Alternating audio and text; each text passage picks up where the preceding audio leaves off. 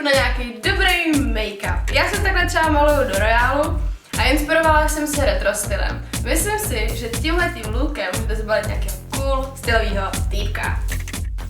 Make-up a obočí jsem si předem připravila a proto už nanáším rovnou podkladovou bázi pod stíny. Tenhle make-up je sice spíš o třpitkách, ale aby se nám linky nerozmazaly, je dobrý ji vždycky nanést. A jdu na linky. Já vím, vypadá to docela těžký, ale pokud máte dobrou linku na oči, s kterou umíte pracovat, tak to není žádný problém. Já si vybrala tuhletu od Astoru. Má docela šikovný hrot a mimochodem je inspirovaný kaligrafií. Začínám těsně nad ohybem pohyblivého víčka a pokračuju směrem dovnitř. Pak se vracím zpátky. Ten samý efekt udělám i u dolní vnější linky, kterou pak protahuji směrem ven.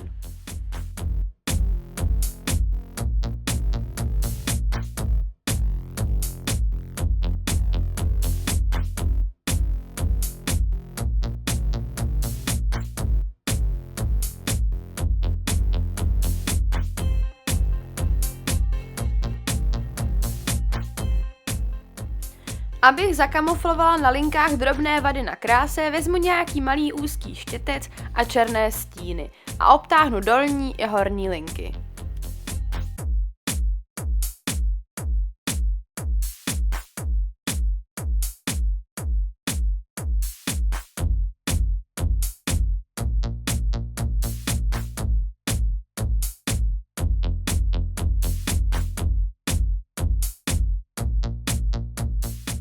Do středu očí a do vnějšího koutku přidám bílý stín, aby opticky zvýraznil linky.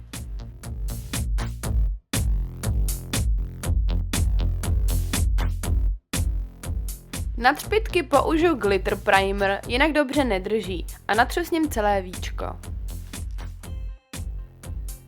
Je lepší použít nějaké světlé třpytky, jinak make-up nefunguje. Já mám od NYXu číslo 2, jsou takové světle růžové.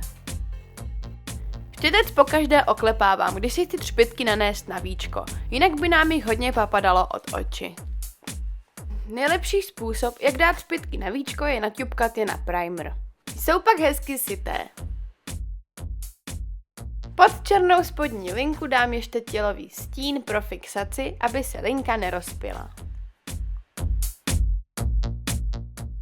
Než si nalepím umělé řasy, tak si namaluju ty svoje.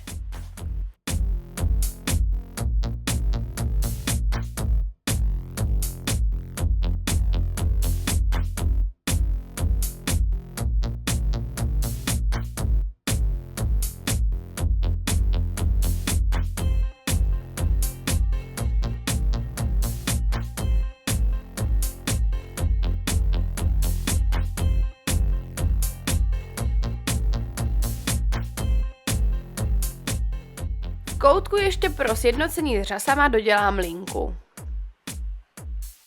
Rtěnku jsem chtěla nějakou neutrální, kvůli tomu, abych se zvýraznější nemusela stresovat celou noc. Je to odstín Los Angeles od NYXu a rtěnka Soft Matte Lip Cream.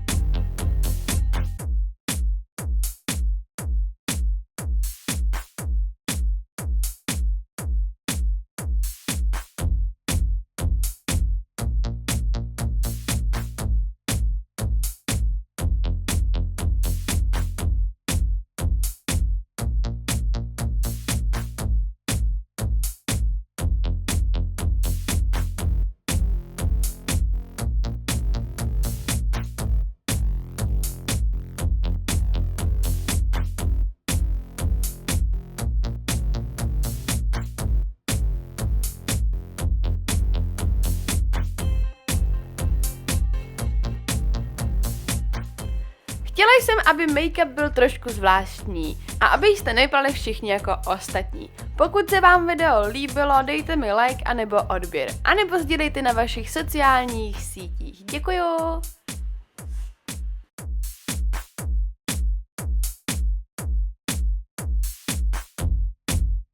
A abych nezapomněla, přeju vám všechno nejlepší do nového roku.